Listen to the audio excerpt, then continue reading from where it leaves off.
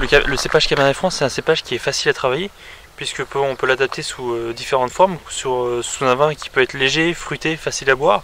Ou si on pousse justement la maturité, on peut obtenir, suivant les terroirs, un vin qui est plus structuré, plus tannique, ou même passer justement ce cépage en barrique. C'est un peu comme le cépage Chenin, on peut obtenir un vin léger, fruité, facile à boire dans l'année, ou un vin qu'on peut pousser justement 3, 4, voire 10, 15, 20 ans. On observe là-bas, sur le clos, une construction qu'on voit souvent dans les propriétés de la région. Il faut savoir, ce sont des pigeonniers avec une architecture assez classique, on la voit arrondie. Et en fait, à l'intérieur de ces pigeonniers, il y a des petites cases. Et on mesurait en fait la puissance et la richesse des propriétaires à la taille de leurs pigeonniers.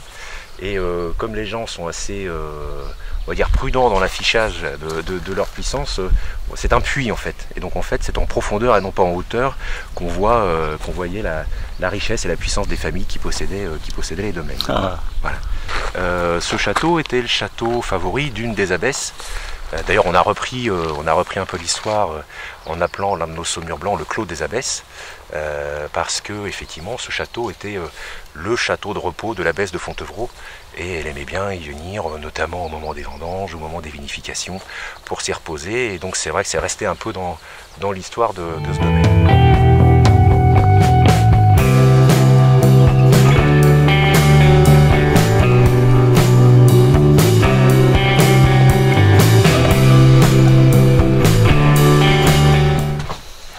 Vous voyez, on voit ce que je vous expliquais, donc toutes les petites alvéoles là-bas sont les alvéoles où nichaient les pigeons, et au lieu d'être parti en hauteur, on a plutôt préféré descendre, et là on voit si vous vous approchez.